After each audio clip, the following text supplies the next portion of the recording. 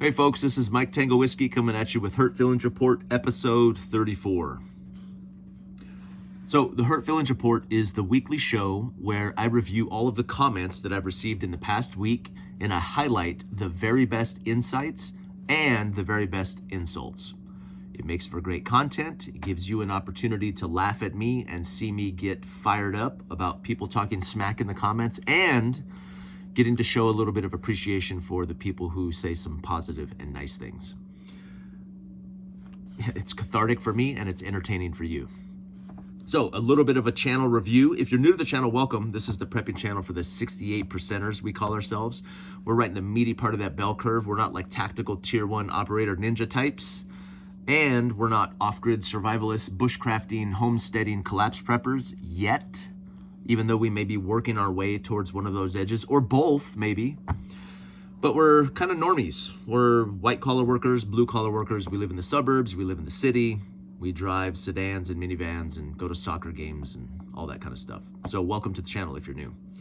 If you're one of my loyal subscribers, you guys know that I love you like this fidget toy that I bought a couple weeks ago on Amazon. I like it, but it's too loud. I can't really play with it in meetings because it's too much. So it requires too much energy for me to work quietly and not be embarrassed by it. So I don't really carry, I carry it, but I don't show it in public. I love you guys like this. Like, it's okay to have you in my garage, but I don't really want to pull you out in public and share you with other people. Okay, a little bit of a channel review. So as of right now, 26,820 subscribers. Had a pretty good month this month. I had a video do really well. Content over the past week has been on Monday, the something big is coming, the review of that letter from the AI CEO. I had a shill spill. I did a short video about an unboxing, and then I just posted a prepper parlay. So one of my interviews, my conversations with Modern Refugee, which is coming out Sunday. And then this, the Hurt Feelings Report. So let's go back. I found a pretty good comment. I'm going to start with the juicy one, and then I'll go back to the top and go from the top down. So this is from Jabrek 1934. I need water.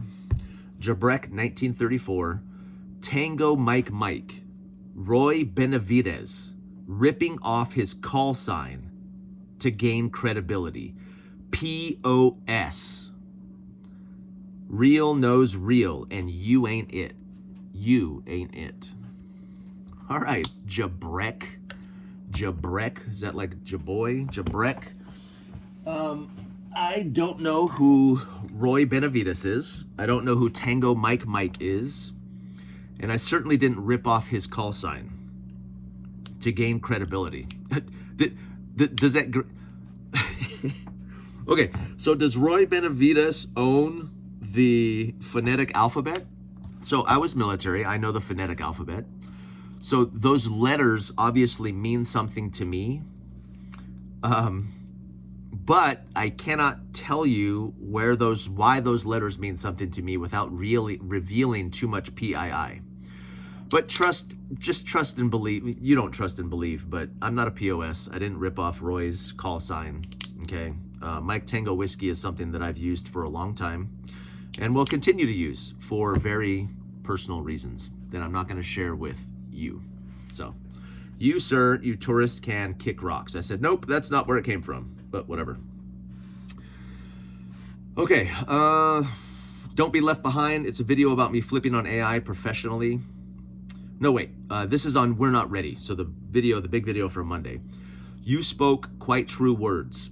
I am a computer scientist working as a lab engineer at a university. I see it when I look at myself. A few years ago, I tried the back then models, saw that they have been not very good, and I told myself that AI won't do anything. Let me ignore that until last December when I retested it. I'm completely stunned at how good the models became, but currently still need a lot of good education and experience to get the most out of it. So this is a really good point. I think that's true. So there's a lot of variance here. So when I talk a lot about AI, because I think it's something that's going to be a big deal for all of us. When I say using AI, business, the variable on how good it works, there's a lot of variables. First of all, are you using the most current models, right? Because they're much more capable than the older models were. When did you use the most current model? What did you use it for? What is your capability for using that tool? Because all of those things really determine what you're getting from it. I'm playing with the thing I said I wouldn't play with. So if, let's say and then the person's capability and intelligence, all that stuff plays into it, right? And what are you asking the AI to do? Because it might not be what it's optimally designed for. So you have to be relatively educated in general, number one. And number two, you have to be pretty smart about what tool you're using, what the application is, and how to use that tool. So even if a super smart person is playing with the most current model, and their prompt or their application for that tool is kind of lame or kind of weak or non-optimized, then the result is going to be non-optimized too, right? It's going to be, they say slop in, slop out. So if a super smart person who's super capable is using the most current tech, but their prompt is one sentence, or they're asking it for some, and then they get slop back, there's a lot of variables there, right? So I like this guy's point, because he says you need to be pretty smart to get the most out of the model. So there's a lot of things that have to be lined up to get the most and best results from these models. So that's a good point. And there's some nuance, right? Not everybody uses it the same. Not everybody has the same application, all that kind of stuff. Firearms for Preppers video part 2. Mr. JP900 says, I might add a high-powered pellet gun mainly for SHTF. They're cheap and so is the ammo. Pellet gun primarily for dealing with varmints and rodents for the excess trash in SHTF. I've talked a little bit about this before. Pellet guns I like, especially now. The air gun technology is advancing dramatically. These guns are highly capable and they have a level of lethality that was not around just, a few years ago. They're 9mm projectiles, some of them, and the feet per second, I'm going to say a number and it's going to be wrong, but the feet per second are definitely good for varmints or rodents, and to a large extent some smaller game. But they're expensive too. The best air rifles are as much as a real rifle, but there's an advantage too where they're not treated legally in the same way in most states. So be smart about that. But I think they don't have to be registered as a firearm because they're not considered a firearm, even though they're shooting a 9mm projectile at, 700 feet per second or whatever it is. So pretty good incentive. Okay, so we're not ready. So the AI video, I work with AI as a developer daily. It is not trustworthy. It writes horrible code, and I'm talking about Opus 4.6. It can work for long periods of time, but constantly makes the same basic mistakes over and over again. It does not learn. And the problem is that more data that gets produced by AI, the more likely we are to see model collapse from the LLMs feeding on themselves. I use it in a lot of different fields and it fails constantly. It hallucinates heavily. There's a lot of fear being peddled around AI and people have an incentive around it. Okay, this is a good point. So here's a person who's using a current model daily, and we're assuming he's pretty capable, right? I do get a lot of comments like this. I get the responses to that video came in 3 buckets. It's like, this is all true, we're all doomed. The second bucket is like, it's stupid, it's not capable, it's not going to do anything. And then the third bucket is kind of people with experience, right, that are using it I get comments from both sides of that coin. One side of the coin where people are saying, yes, it's amazing, it's going to put us all out of a job. And then some users are kind of like this. And I think that's a good thing. I think it's a good thing. I am not wishing or hoping for this. I hope that it gets adopted more slowly. I hope that there are some limitations to it doing the things that we think it might do. These mistakes, these problems, yeah, I think there's a lot of companies who are kind of buying into it heavily and are going to replace whole departments And then maybe it's not as good as they thought. Maybe it's not as clean as they thought. Maybe it's not going to do everything they thought it would. People who are adopting too quickly, there are some companies that are already running into this where they're having to go back and rehire people. So hopefully it'll settle out somewhere in the middle, right? Where it won't be a total job collapse. It'll be a partial job collapse, which still sounds terrible. But maybe it won't be 50%. Maybe it'll only be 25%. And we'll be able to it'll be, the pendulum swings, right? I think the adoption is going to be slow to uptick. It's going to be super high and everybody's going to start doing it. And then we'll be like, oh, wait, that's too much. Let's go back to, and that's how change tends to work, is this heavy pendulum swinging both directions. But it is good. It's encouraging to hear that kind of intel, that it's not quite as capable or quite as scary as some people are saying. And there's definitely incentives to lie. I got a lot of that in those comments in response to that video, that this guy is selling a product. Because I'm as skeptical as the next guy. So of course, I'm always 20% like, are you lying to me right now?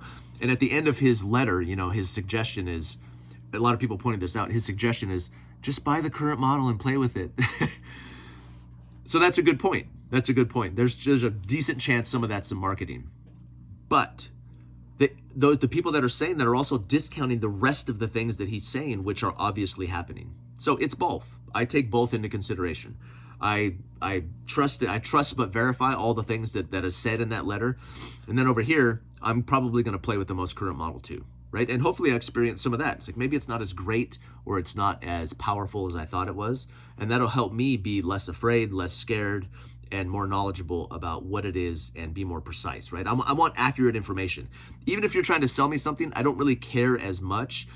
I care more about if what you're telling me is true. Why you're telling it to me, yeah, that'll come after. But right now, right up front, I'm saying, is this accurate? Is it true? And then what does my response need to be? This guy, again, same video, Peter Piper. Preppers have expected doomsday since the Stone Age. This is like climate change. It never gets here. Just be a normal prepper and stop worrying about something you can't do anything about. My whole channel is about being a normal prepper. I feel like I'm a pretty normal prepper. Preppers think about things that might go wrong. So this is kind of a contradiction here. Be a normal prepper. Preppers worry about things that they can't control, right? And we try to do what we can to prepare ourselves to survive it or thrive through it. But don't worry about something that you can't do anything about.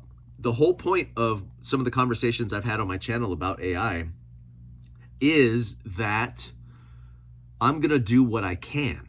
Okay, you saying you can't do anything about it. No, I think there's some things that can be done. And I am in the process of trying to figure out what I can do in response to this technology.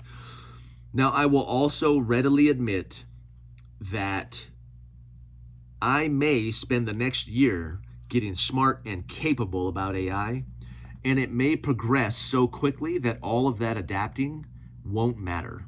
That's entirely possible. It's entirely possible that it will just speed up to the point where we can't adapt to it, right? It's like you're jogging behind a train right now, but as the train starts to speed up, eventually you're going to be at full capacity. And then the question becomes, do I even want to put the time and the effort into it? At 50 years old, like, do I want to become a tech? Probably not. So my effort may reach the point where it's like, this is not worth my time. And I'll just, go into the woods and wear my loincloth, which one of my viewers is making me a loincloth because I tragically told him I would wear it on camera if he did. And it sounds like he's making it. So, I don't know what to think. Fat Tuna 556. I don't know what to think when a guy has such clean tools like yours. Man, I'm sorry, but I'm never going to let that go. The tools are too clean comment lives rent-free in my head. You're on a roll with the content. Keep going.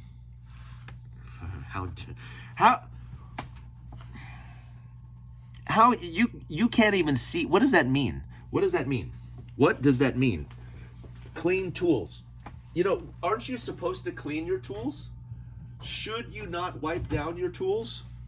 Tools that are trashed. Is this clean? Does that look clean to you? Or does that look used to you? Right? Knurled teeth. Look, the edges are stripping on there. What about that? What about that Shinto rasp? Does that look unused to you. In fact, one of the welds busted, from the spot welds broke free. I don't understand these comments about my clean tools. My tools are not clean. And I say they're not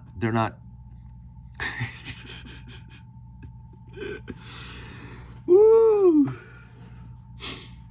Clean your stuff, okay? I like a clean workspace. I like for my workspace to be clean, okay? Just because my tools aren't all trashed and I just don't let them, like, that's used, right? But should it be covered with crap? Like, I remember in the Air Force,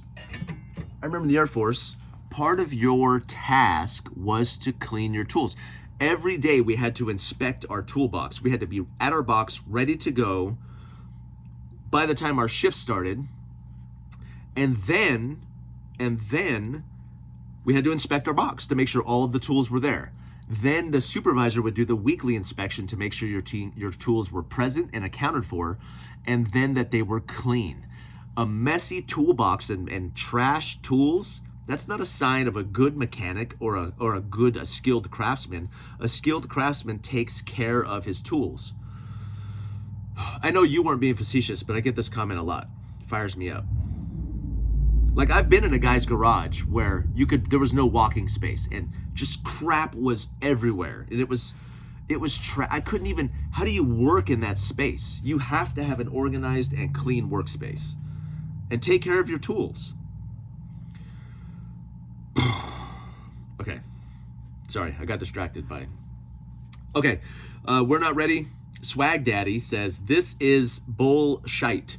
AI won't take our jobs because it's not good enough and it's too expensive and impractical to implement for most things. And I said, okay.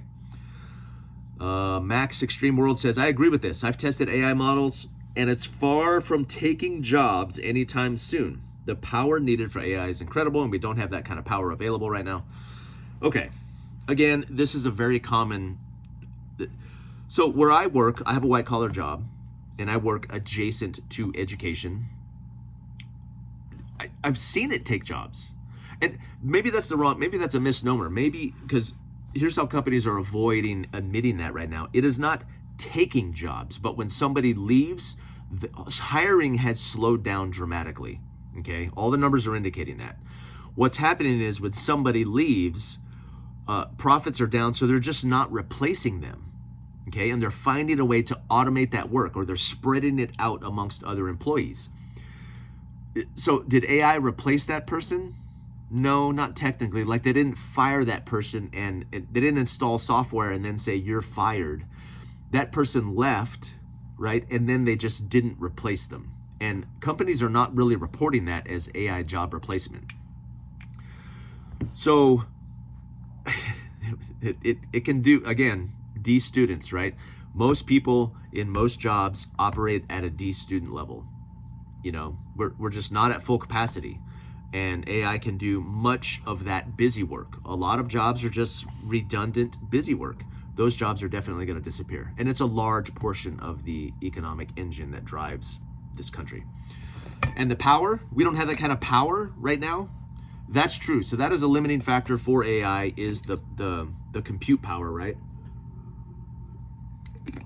But if you pay attention to the way the models are progressing, they are getting more compute for less input. Like, and I've heard some smarter people than me describe that. But the models are getting more efficient at using less power, less compute to drive more results. So that comment assumes the same level of efficiency coupled with the same availability of power right now. And both of those things are going up. Data centers are being built at a very high rate, and the ability of these models to compute more efficiently is increasing exponentially too. So, and people like Elon, people with the money and the power in these companies, they're actively mapping out and executing ways around that power challenge. So, and if the architecture on how these models work changes, that could dramatically come down. Like, the cost for compute is coming way, way down. It's what was $10 4 years ago is like pennies now. So that won't last. that notion won't continue. You're assuming a consistent trajectory. What is that, Moore's law? It's not doing that. Moore's law is going faster and shorter. So the curve that everybody is assuming, we're assuming it's like this straight line. It's not doing that. It's doing this. John Coleman here on the tube explains in an hour and 45-minute presentation exactly what is transpiring today. He did it 30 years ago. I don't know who John Coleman is, but I will check that out. That sounds pretty interesting, especially if he described it 30 years ago. That's pretty cool. Okay, Firearms 2, FYI, if you're carrying concealed, you can carry anywhere you want. If you know, you know. I assume he's talking about carrying without a license. I would not recommend that. But if you're licensed to carry legally, carry a firearm wherever you're legally allowed to do so. I think that's important. That's what I try to do. Firearms Part 2, enjoy sweatshop money. Sprint to the 50-yard target with an empty AR, staple 4 playing cards to the rail, sprint back to the bench, changed magazine to one loaded with 4 rounds, put 4 rounds through 4 cards. If you can do this consistently and quickly, you're in good shape. So somebody says, maybe I'll start at 5 yards. But the idea is you want to practice putting shots on target with an elevated heart rate and breathing. Bang out rapid set of push-ups before. Yeah. So for training with a rifle, yes. This is before I put out the pistol video. Pistol is your primary. That's kind of a thing that I put out last week. Yeah, when you're training, there's lots of great different ways to train at a flat range to, simulate more realistic situations. So yeah, that's a good comment. We're not ready. Susan VS or VZ says, I believe that what you have just posted is the best and most profound thing I have watched in a while. Thanks for contributing to my insomnia. I will try to get ready, but the truth is no one is ready. I'm sorry, Susan. I didn't mean to keep you up, but I appreciate that comment. Best and most. Now, to be fair, that letter that I read in that video was not from me. It was from some other guy. I was just summarizing the letter, but I believe it's important. I think AI and how it's going to change things should be on everybody's top 3 things to prep and plan for. Same video. This guy says, generic cereal says, nothing ever happens. There's balance there, right? As a 68%er, part of me does that. I'm like, oh, the world is ending. Wait, nothing's actually happening. Hopefully the truth is somewhere in the middle. Hopefully it's not 50%. Hopefully it doesn't gut the job market and put everybody out of a job and make us all starving beggars on UBI. I hope that doesn't happen. 1 pound possibles pouch. So I put together a little 1 pound possibles pouch to add to my EDC bag. Mr. Broken Arrow says, in one of your other videos, you said no one needs a fixed blade knife or a fire kit or paracord or water purification, except for backcountry folks or hunters. So which is it, sir? He's like, I call you on the carpet. I said both. So, so my very first videos in my first week, I was just trying to get clicks. I talked about this. Me and a Modern Refugee just had a conversation yesterday, and we were talking about compasses, and because early on he was like, who's listening to this guy, So we talked about that briefly off camera, but those early videos, I was just trying to be controversial and get clicks, even though I do believe the things that I said in that video. So my 1 pound possibles pouch was in response to the criticism. I said, I don't think you need a fixed blade knife in your get home bag. I think a pocket knife would be fine. I still believe that. But the 1 pound possibles pouch was a challenge to myself to see how much capability could I get in a small 1 pound kit. Because I can add that to my backpack and not add a fixed blade and like a fire kit and all. So that's what that was. To me, that was a compromise. It's both. I don't really think you need a fixed blade, but can I have a small fixed blade and it not add any weight or any bulk to my kit? Yeah, I'll do that, right? That's me being reasonable, sir. I'm compromising, so it's both. He's like, which is it? He's like, explanation, please.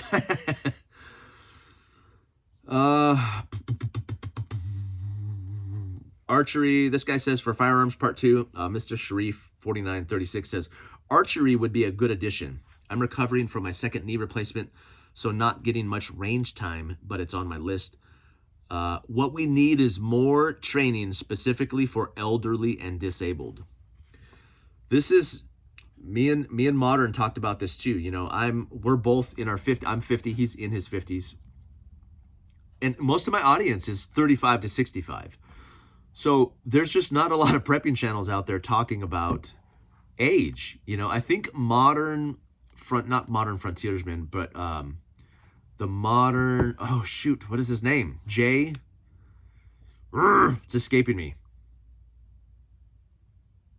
Modern Minuteman. So I love his channel. I love Jay's channel. And I think he's the one that put out a video about optics for old eyes.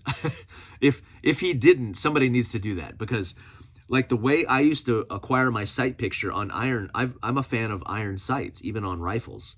I love iron sights. That's how I was taught, right? My brain is wired to use iron sights. I tried to go to a red dot on my pistol and I couldn't do it.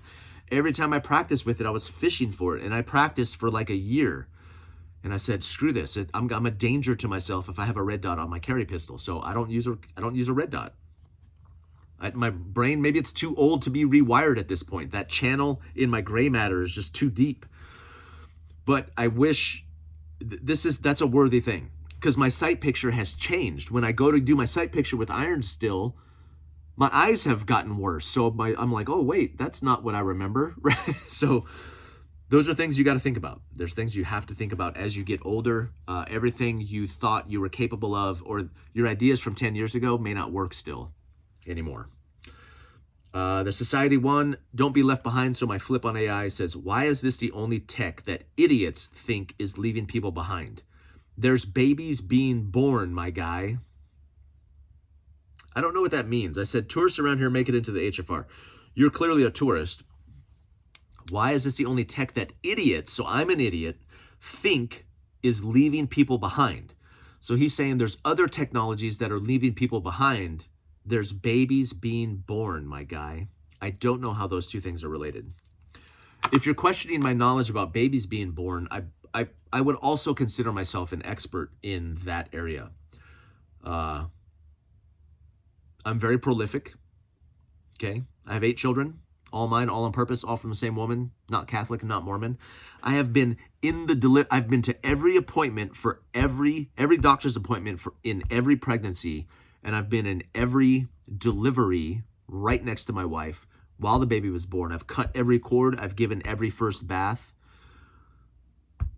I'm not a doctor. Obviously, I'm not a nurse or a doctor, but I'm as experienced as a civilian could be in that area. So I don't know what you're talking about, tourist.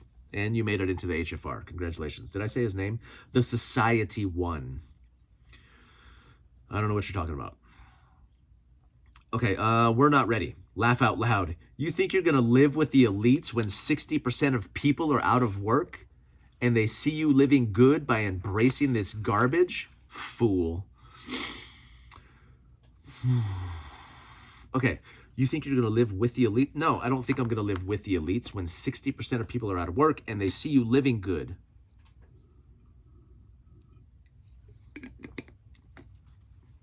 I'm a fool by embracing this garbage. Okay. I don't think so. I think I'm a fool to ignore it. Yeah, that's what I think.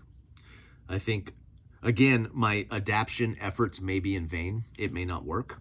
It may just extend the inevitable for a little bit longer, but at least I'll be knowledgeable. I can have a conversation about it, right? I can inform and teach others about it. We're not ready. This guy, Lucas Hood 9265 says, I should be AI proof for another 6 years. By the way, all those tools behind you look really clean. I remember when mine looked like that. So I said, how dare you? And he goes, I'm just messing with you. Good vid. Dang it, Lucas. I'm looking for dirty tools, and my tools are pretty clean. I'm just reaching for the dirtiest tools. I'm skipping all the clean ones. I'm like, which tool proves they're wrong? Whatever. Okay, I'm a YouTuber now, so hopefully I won't need to use tools as much. We're not ready. So Antipic 94, 90, 39, whatever. A1, AI maybe. Robotics not happening anytime soon for skilled labor. No robot out there can do what a mechanic desk does or a desktop tech. Let's see a robot diagnose an exhaust leak, remove the exhaust manifold without removing the entire block from the car, etc. Or image a replacement PC. Crawl under a customer's desk to install and do cable management. Robotics are nowhere near that level and won't be for a long time. It's still sci-fi. I got a couple comments like this, and I try and post the video of the Chinese robots doing kung fu from like last week. Okay. But here's the thing. Like the cable management example. So no robot's going to crawl under your desk and do all your cable management. I believe in cable management. I'm a huge fan of cable management. But there just won't be cables. That I keep saying that. People keep naming these kind of niche industries and these edge cases where robots could never do that. Okay, so let's say there's an edge case here on the bell curve over here. You're like, it can never do that. Okay, can it do everything below that though? That's what I'm worried about. I'm not worried about the edge cases. But in many of those supposed edge cases, they're just going to bypass it. I talked about this with carpentry. Cable management's a great example. Pretty soon there'll be no cables. Okay, you're like, nobody can manage cables like me. Well, what are you going to do when there's no cables, when everything's wireless, right? And that's a very obvious one that will probably happen, right? That's already happening. So yeah, I just think the things we think are safe probably won't be safe. Now, it may not do the whole bell curve. It may not do everything. But if it does most, that's still a major disruption, right? And then people will be broke and desperate and all the things. All the ripples of that, only half of that stuff going away will be significant and chaotic. Here's another one. We're not ready. The expert who wrote that AI apocalypse prediction is incorrect for one simple reason. He's never worked retail or customer service and has failed to account for the chaos that ensues when AI tries to interact with humans that are stupid, unreasonable, or entitled. So he goes on to talk about, the customer is right and dealing with Karens. AI will not be coping with the ridiculous. So again, let's apply some common sense here. First of all, customer service not falling to AI, that's absolutely false. It's already that's the first one to go. It is the first one to go. It's already happening. Okay. Most people who interact with the screens don't end up arguing with the screens. That's true face to face too. In fact, I would think the opposite is true. I think I'm more likely to give crap to a human if I sense their attitude, or maybe I'm having a bad day, and most of that goes away when you're interacting with a screen. Now, my frustration may go up, okay, because I don't like dealing with screens, but most people are going to be just fine with it. So let's say you have so the screen costs 10 cents a day. The employee costs $50 a day. That's not enough, right? $100 a day. And the employee deals with 9 pleasant customers and 1 Karen. So you're like, so we have to have a human there in that retail space. But the screen is dealing with the same percentage. Let's say it's 10% is a Karen. So it's better to have a manager 2 steps back to just deal with that 1 Karen than to pay a human to deal with the 9 pleasant.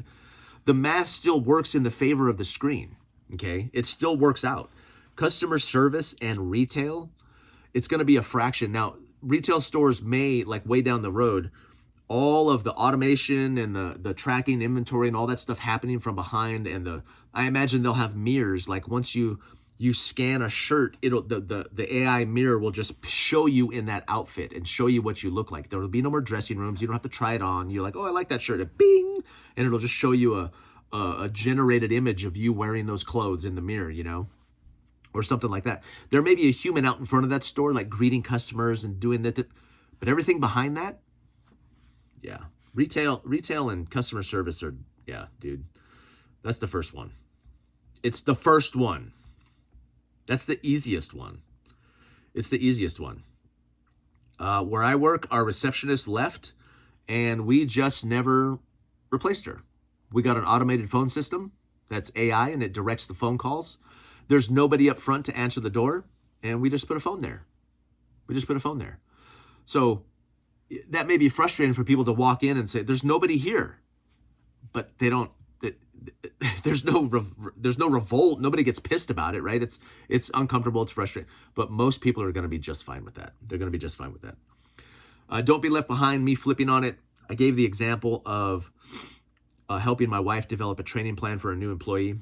And Peepaw Tallywhacker Peepaw Tallywhacker says, a training course for a retail shop is your proof? Laugh out loud. Okay. No, it wasn't proof. I wasn't giving that as proof for anything except that it helped complete. So my wife had this idea for the better part of 2 years on what she wanted and how it could work, and this new tool helped her accomplish that in about 30 minutes. That demonstrates the power and the utility and the speed of this tool. Access to information, it is available to more so to everybody now than it even was before. You could say, well, there's always been libraries, but yeah, it's a powerful tool. So helping to ideate, helping to create, getting you from idea to execution much, much faster. That's what that was an example of. I wasn't proving AI is intelligent by giving you that example, but same video, we're not ready. Dead Marine says, we use MLM. I don't know what that means at my office, but we don't see the AI replacing us. And honestly, I think AI is overhyped, is overrated, but that doesn't mean it won't be dangerous. This is also a great point. Even if we assume that it's overhyped, it's in a bubble, it's not as powerful as we think, we're being lied to, it's a marketing ploy, it is still useful enough to be heavily adopted and cause major disruption in job markets. That's kind of the point. What am I looking at over there? That's kind of the point, okay? It's enough. It's enough to cause major disruption. So, or even be dangerous, I mean, what was the unemployment during the Great Depression? I thought I heard somewhere like 25%. We're not ready, same video. Mo the designer says, I'm an architect and I have friends that have taken renderings and architectural visualization as carriers. Right now, they're going jobless.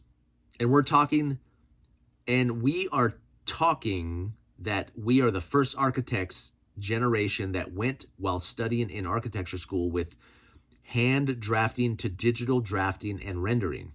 Some of them have been studying and updating with programs and apps. We are looking at professionals with 20 plus years experience going jobless right now. Only the best ones will survive this. So that's kind of the point, right? Maybe not everyone, maybe not everywhere, maybe not all at once, but even entry level and mid level, and only the best of each field are left. Like, what does that percentage look like? Some people say 10%. Even if it's 50%, that's still devastating. Okay, starting to sound like a broken record. Same video, great video. I appreciate the position yourself for what comes next at the end, but that's like telling the First Nations people in 1621 to work at developing new skills and opportunities after the Europeans showed up. That's a valid point. At first, I said he might be right. He might be right. He said he wasn't trying to be facetious, and I said I was being sincere as well. And this was, who was this? This is Daniel Rowan. This reminds me, my favorite movie for a long time was Dances with Wolves. And I remember in that movie, Kicking Bird, who was the holy man for the Sioux tribe that John Dunbar came in contact with. Kicking Bird only had one thing on his mind when John showed up. He wanted to know how many whites were coming. And John, rightfully so, hesitated he didn't want to answer that question, right? He's like, how many are coming? That's what he wanted to know. And John knew. He knew. So he never, finally in the movie, he reaches a place, he goes, you know how you're always asking me how many are coming? And he said, like the stars. He goes, like the stars. It feels like that. It feels like a moment. To me, it feels like that kind of moment, right? We're like, well, how much displacement, how much? So me telling people to, hey, adapt and get new skills, are we just delaying the inevitable? Maybe. 20% of me thinks that may be the case, you know. I'm still going to do what I can in the meantime, but like I've said, it might not be enough. It might not be fast enough. I might not be able to. You know what it feels like? I told somebody this the other day. In Titanic, when Leo and Rose climb to the top of the, Jack and Rose climb to the top of the Titanic, and they're on the very back, you know, and they're just watching. That's kind of what it feels like. I probably won't end up in a lifeboat, but man, I'm going to be on the furthest part of that ship that I can, you know, but it feels like that, like you're just on the back, you know. We're all going to go down anyway, but who knows? Same video. Nobody at all says, I'm a butcher. Is AI going to pick up a knife and bone out pork loin? AI cannot replace blue-collar work until it has bodies to inhabit. The robotics technology is lagging light years behind AI. That's not accurate. It's not light years. It's a few years. It's not light years. It's a few years. The best robots can barely open a door and cost millions of dollars. That is also inaccurate, okay? I responded, I said incorrect. And I put the video from the Chinese robot show just a week ago where these robots are doing flips and kung fu, completely autonomous, right? They're just given instructions and they'll let go. So those robots, I forget the company that they came from, but those robots their list price right now is, I think the smaller one is $13,500. Elon says that Optimus will probably retail for about $20,000. That's less than a car. It's way less than a car. You know, my coworkers, when we saw that list price of $13,500, they're like, oh, one of my coworkers, she was like, yeah, I don't know. What would I pay to never do dishes again or to never do laundry again? Like that price point? I'm telling you. But then there's the thing of, okay, if all white collar workers are out of a job, who's going to be buying these robots even at $13,000? But what's going to happen is entrepreneurs with some capital are going to buy 100 robots and they're going to rent them out for $100 a day or whatever the case. And yeah, so they don't cost millions of dollars. They can do more than opening doors, and they're not light years behind AI. They're a couple years behind AI, and they're working very, very hard to get them up to speed, the robotics. Same video. Shadow banned 4 days says, we've been hearing this for 19 years. Get a job. That's what he tells me. I have a great job. Soon he won't be able to because of AI. Yeah. I have a job. I have a great job. I'm trying to keep my job. We're not ready. So Captain Dumb Vulgus. These names.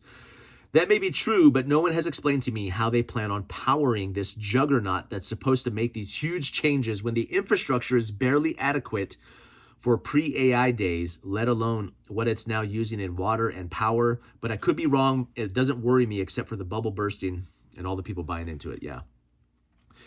There are some real limiting factors. Those are real. The architecture, the power usage, the water consumption, right? The hype, the bubble. All of those things right now are real. But in the past few weeks, I've seen a lot of things that they're working their way around those. Like those limiting factors, again, kind of assume that normal rise in Moore's law. And that's not what we're seeing. The data points are all showing this exponential. I said, even if all those things are true, there's so much money going into it to work past those things that I don't believe those limiting factors will prevent it being implemented. And as a prepper, that's what I'm thinking about right now. If half of businesses implement this in half of tasks, in half of jobs, that's still a major, major disruption. There were a lot of comments. That video kind of blew up. So there was like 1,000 comments on that video, so it's hard to keep up. Okay, same video. We're not ready. James Duffin says, so the military had their version of the internet in the 1960s, and it wasn't until in 93. It wasn't until 1993 that it was public. We don't have an effing clue about AI. This is true. Anything the military complex has is a minimum 2 generations away from what we know. Ergo, I love that word, ergo, we simply don't know what they have, including weaponry, direct energy, and a lot of other things. That was from James Duffin, and then Red Pill Nibbler.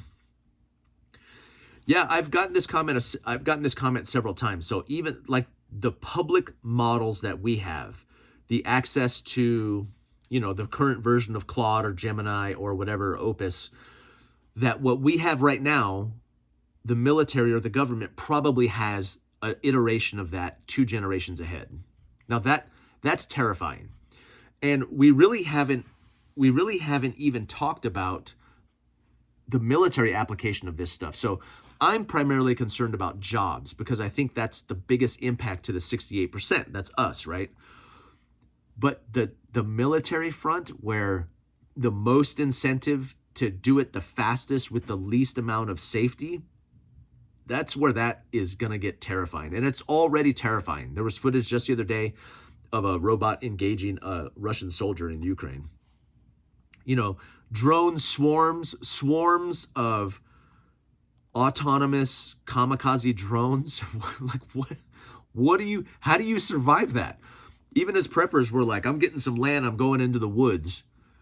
Okay, until the thermal drone swarms come, right? Like we're going to have to go into caves. I don't know that. I don't even really talk about that because that's orders of magnitude scarier than, hey, AI may take my job, you know? Like, I don't know, dude. You guys are scaring me. And I'm already scared, so. Dan W. Kuhn, my very first video. You don't need these. You don't need a knife. You don't need a cook set. You don't need water filtration, fire kit. Remember my very first video. Don't wear a jacket. It probably won't rain and somebody will come to help you anyway. Laugh my arse off. I said, or just check the weather and dress accordingly. He says, I think you missed the point. I don't know what the point was. I assume you were criticizing my video like, you don't need to carry a rain jacket because it might not rain. I would carry a rain jacket if it was likely to rain. If it's not likely to rain, I wouldn't carry a rain jacket. So I guess I did miss the point because I don't know what you're talking about.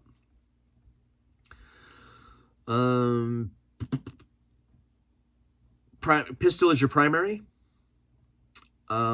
He's talking about Kyle Rittenhouse. He went to defend his family's property, like the rooftop Koreans. Boy, preppers love the rooftop Koreans.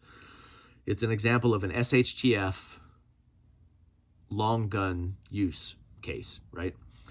I didn't look into Kyle. I meant to. Somebody else said that. You need to look into Kyle Rittenhouse. Okay. Did he go to defend his family's property? So let's assume the gas station he went to defend or whatever he was doing in the town, he had the rifle, you know, and let's say he was completely on the up and up and he was asked to go there and he was doing something for his family. Look, man, I still don't know that I would use, because in a lot of states, in some places you can defend stuff with deadly force. In many places you cannot do that. And I'm not sure that I would use deadly force to protect stuff. Kind of depends on the stuff. And I know people are going to say, well, what about this? What about this? But for the most part, if somebody's just stealing your stuff, like if somebody runs up and takes your bike, you're not legally, and I would argue morally justified to gun them down because they're taking your stuff, you know? So I don't know. I don't know that even if that's accurate, like he was asked to defend his family's property and that's what he was going to do. I don't know that that's the best and smartest thing to do still. Like I don't know if that justifies the means there, you know? Probably gonna get some crap for that one in the comments, huh? Like, you know what you're talking about? I'll do the research. I'll look into Kyle Rittenhouse and see, you know, what I'm missing there. Because I'm sure I'm missing something. Okay, we're not ready. Same video. Dude, you need to calm down. Your energy is jumping through the screen and you're making me tired. That's what Tana2183 says. I was excited in that video. I'm calm now. So I was, I get excited when I shoot these videos because I think about these things and I walk through them in my mind. I kind of say them out loud sometimes. Yeah, but energy, you have to have energy in videos. What if I was sitting there reading and I was talking like this the whole time, and nobody's going to watch that. I was excited. You need to calm down. I am calm. Don't tell me to calm down, first of all. And secondly, I'm very calm now. Same video. Larry Ambrose says, or this is great. This is great. This is great advice for a 68%er. Or you can enjoy what you have while you can before the music stops. All this prepping is fine, but think about it. Eventually, they will come for you too. All that effort will be for nothing. And you spent your last precious years of freedom working instead of enjoying your last days. Spend time with your kids, spend time with your friends, do what you love, live your life while you still can. The end times are here. We're all destined to be slaves in a digital prison. And finally, give your heart to the Lord as we know how this ends. And I said, this might be the best comment ever. This might be the best comment ever. There's so much truth to this. And I feel like this sometimes as a prepper. Like I'm out here, I'm doing the stuff, I'm getting the resources and the knowledge. Could I do none of this and just like quit my job and just be with my family all the time and be fine and happy? That sounds pretty good. That sounds pretty good. So, Larry, you're killing me, dude. You're like, this comment may just inspire me to stop my channel altogether. I'm like, you know what? I'm out. Peace. I'm going to go on a 10-year sabbatical. Like, if these are the last 5 or 10 years of true freedom and liberty, this is really good advice. Should we be all wrapped up on trying to, how are we going to do it? What are we going to, it's like that Charlie guy from It's Always Sunny in Philadelphia, and this conspiracy guy with the map on the wall. I feel like that sometimes. And it can be overwhelming. This is really good advice, Larry. Thank you. I'm going to stop my channel and just stay home. Okay. I would get bored, though. You guys aren't going to get rid of me that easily. Okay. We're not ready. Greg Holman says, a high school education is all I ever achieved. And the way things are presently shaken out, it looks like I'll be the one having the last laugh as I watch white-collar workers standing in the unemployment line. I'm a school custodian, and as long as public education is being offered and students are in attendance, I'll have job security. Is AI coming for my job? I think not, but who knows, right? Yeah, you're in a good position as a custodian. I've even thought about transferring into fields that are more blue collar, right? I have a blue collar background. That's where I come from. But again, as long as, here's your assumption, Greg, as long as public education is being offered and students are in attendance. Those are two pretty big assumptions. And I think a lot of people who are saying my position is safe are making assumptions very similar to that my field will stay the same. All the variables will remain the same. And there's really no area that AI is not changing those variables very quickly. So I hope you're right. I hope you have a long and illustrious career, and don't laugh at us if we're in the unemployment line, okay? That's kind of mean. So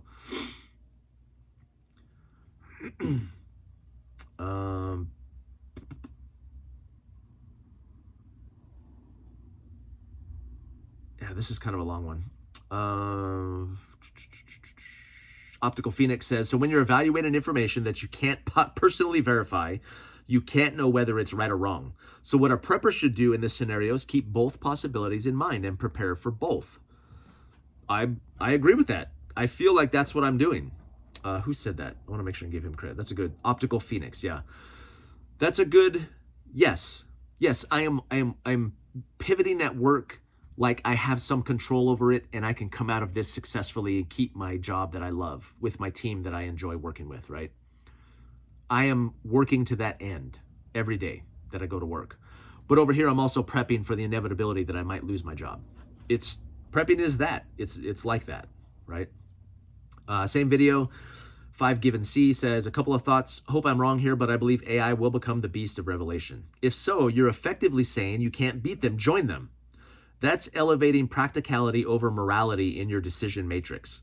You would argue how moral is letting your family go without, but I would counter this is a perfect dress rehearsal for what's ahead. AI and space a decade. So, tough talk. So, okay. Is it a moral, he's kind of doing a moral equivalency here, that adapting to AI right now is the same thing as receiving the mark of the beast. I don't think that. So will some of these systems be used? All of these systems, the Bible says that the world, that the devil is the God, little g, the God of this world. Big G God is allowing little g God to run this place right now for a time and for a purpose. I do believe that. And I think all of these systems are his, all of them. The systems we're using right now. You are using systems that are part of that, eventually going to be the beast system, right?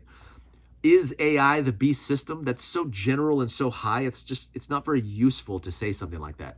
The Bible's clear about the mark of the beast, that it will be in the forehead or in the hand, and you'll need it to buy and sell.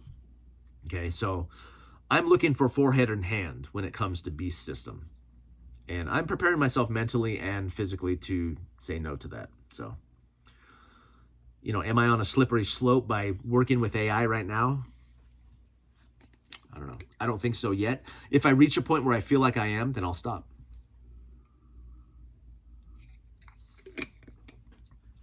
America Prepares talks about dark factories in China. There are factories right now with no humans working in them. That's already a thing. No lights, no heat, no cooling, no bathrooms, no kitchens, none of that stuff. They already exist. Same video, we're not ready. Jack New York 7KN says, everybody needs to take a chill pill and actually stop and think about this for a minute. The AI isn't getting better. It's just getting better at fooling people. AI is no more capable today than it was when Siri first launched. That's definitely not true. First and foremost, what everybody is missing is all the intelligence models you use as human. That's why they let you use it for free. Okay, great comment, but none of the points that he lists, he goes on to list some other points, will keep it from being implemented once it gets faster and cheaper. Again, I think once something is faster, cheaper, better, safer, it will definitely be adopted. But initial adoption only needs faster and cheaper. Sometimes it only needs faster. Think about all of the tools. I work in the white collar world, and we are constantly paying money for systems and software that enable us to do things faster. We pay more money to do it faster. Right? We pay people money to do these things to help us do it quicker. Now, we're making a bet, we're hedging a bet that eventually long-term it's going to save us money, but initially it costs more money. You only need faster. Faster and cheaper, that's going to get adopted. That's going to get adopted in half, at least, and I think that's conservative, half of all things. So, no past, no fate. I feel like I've sparred with this guy before. He talked about Hurt Feelings Report 33. So, stuck with Hurt Feelings Report 33 until I started talking about the jab. You lost credibility. Ironically, it's not just on your judgment, but your understanding of AI. So he goes on to talk about the jab and gives me some stuff to read. It's 2026. For me, somebody's thoughts and opinions on what happened during those 2 years is a litmus test. If those 2 years didn't red pill you, I can't help you. And I don't know how much use you are to me. If I meet somebody and they are still spouting the same messages that were given to us during that time in 2026, I can't help you. And you don't want my help anyway. You don't want my help, and I can't help you. And if you give me documentation to read, I'm pretty open-minded, and I consider that case is closed. That case is so closed. Anybody who is objective and does a little bit of research will realize that. So unless you're completely already sold on one thing or the other, I learned in real time during that. Yeah, there's no, you're not bringing me back from that. There's like the gospel, right? I'm a saved Christian. Like there's the gospel that I'll stand on, right? And I'll argue that till the day I die, that I'm not very open-minded about that, because I've done all of the thinking and reached that conclusion based on it. Like those, COVID is like a close second. Like, dude, if you can't see what's there, I don't know what to say. Same video, Behind the Spotlight says, I say this with no disrespect, as demonstrated by the hour of my morning that I gladly invested in 2 comments here that are more than a tad of single line quips. I'm disappointed with where Mike took this video in the last few minutes. My aversion towards AI is very real and tangible. Motivations, blah, blah, blah. Let's see. I don't want to get better at using the Borg just so I can hopefully eke out another few months or years of normal. We're going to have to agree to disagree. It reeks of evil, anti-God hubris, and I want nothing to or as little to do with it as possible. So I said, copy all, man. I said, in fairness, I was, again, in that video, I was reading a letter from somebody else, right? Those weren't necessarily my recommendations. I was reading his. I thought it was worthy. In a review of the letter, I felt it appropriate to cover his recommendations. This is, in fact, my current strategy, to learn and adapt. But I will readily admit that it may not make a difference, and I may not be on the right path. We'll know soon enough. Thanks for the comment. He says, you're a good dude. I found your channel 2 months ago. Yeah, I think he's in Washington State too. So, no, I appreciate him leaving that comment. And I know I'm taking a risk. And it's a conflict for me every day. It's a conflict for me every day. And I'm working through that as I go. And I may come to a different conclusion in 2 months, 3 months, a year from now. So pistol is your primary. Somebody says running shoes and a CCW is the best kit for the majority of people. That's probably true. I like that. Running shoes. I didn't talk at all about running shoes. We're not ready. So Humac says, you guys are out there worshiping your fake gods. You will pay the ultimate price, all caps. Quit feeding this machine. I said say more. He didn't, so I don't know. We're not ready. Somebody said totally not a clickbait title. I thought he was being sarcastic. He was not. So I ended up apologizing to him. So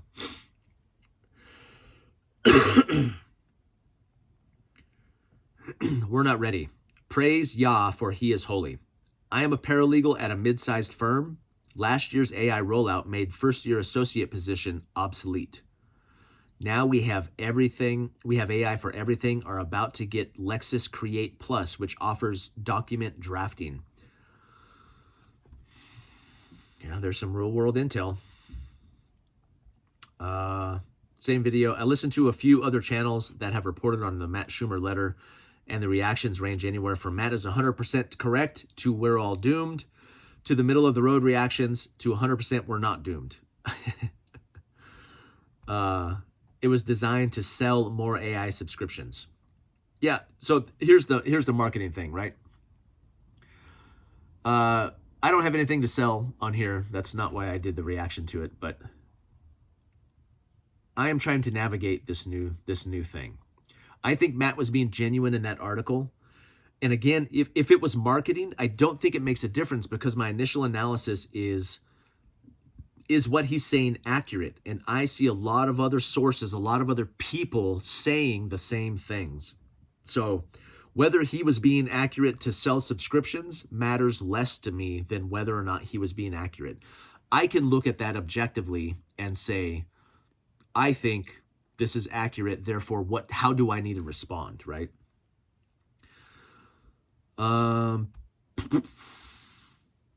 Yeah, this guy, we're not ready. Serious Prepper 4372, interesting content. I teach at a college for 30 years, not in computer science, but in social science and public policy.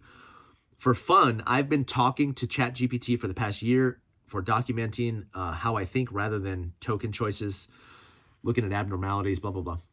He says 5.2 is way different than 4.0. I have come to the conclusion that AI is a sociopath.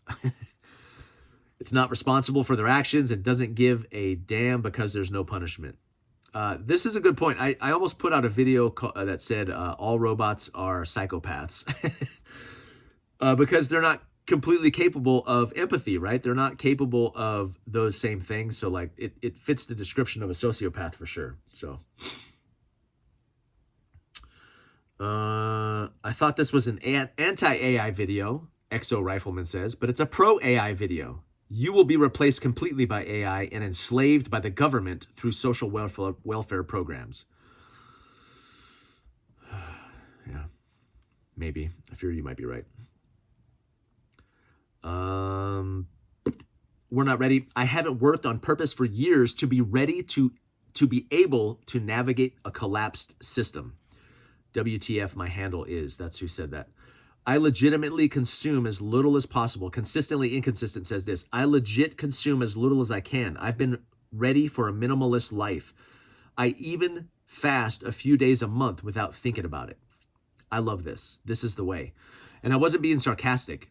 I think reducing your reliance on the system, I think living minimally right now, reducing your bills, reducing consumption, finding a way to not work, find it. Chris over at Wasteland by Wednesday talks a lot about this. I was like, hey, coach me through doing what you do, you know, generating other revenue streams.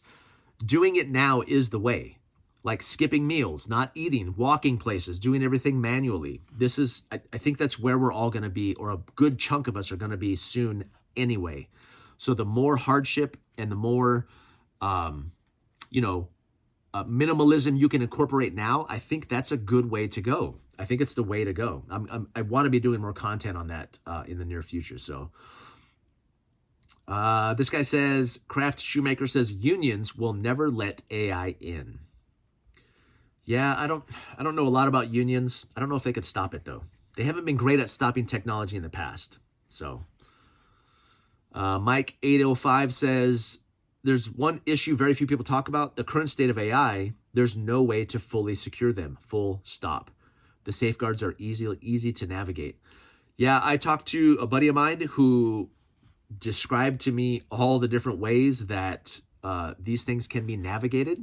People can, if you're smart enough, if you know enough about the system, you can get around almost all of the safeguards right now. So that is pretty scary, and not a lot of people are talking about that. So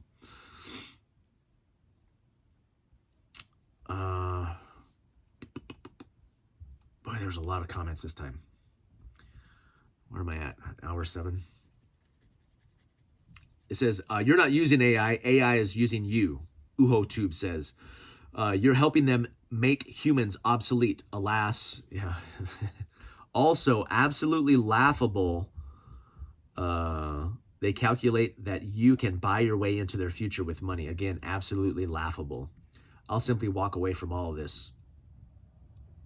Yeah, absolutely laughable. I like that. Absolutely laughable. That may make it into the thumbnail. Someone talked about the new Amish. This got a lot of likes. My wife and I have been referring to ourselves as the new Amish. We're building the systems we need to live outside this new AI world that's coming. That may be the way. That may be the way. Warren Tater says, also, you basically just did a free ad for AI. Please pay for the newest version. Please use it an hour a day. Laugh out loud. You are a midwit, sir. You're a midwit. Wait, I said, wait, is a midwit above or below a dimwit? I am a midwit. I feel like that's better than a dimwit, right? This guy says AI on HVAC. I made the argument that once office buildings are filled with robots, you won't need heat or HVAC, heat or AC. He responded, no, the robots need to be kept cool. No, they don't. They can work in 120-degree heat. Yeah, once all the buildings are full with sad, someone said sad, putting stuff behind a paywall. Sad, I thought this was for the 68%ers. What are you talking about? So I put every video behind the paywall initially, and then it gets released to the public. Although now some of my smaller videos I'm putting behind the ones that, don't get a lot of views, but I put all that content. It's $1, dude. Yeah, shut up. Okay, I think I'm going to stop there. I'm at, what am I at? 6 days? Somewhere in there? Yeah, 6 days in there. Blah, blah, blah, blah, blah. Anyway, I thank you all for watching. Thanks for sitting through, if you sat through the whole Hurt Feelings report. Again, I look forward to the next one, and I will see you guys next time. This is Mike Tango Whiskey, and I'm all clear.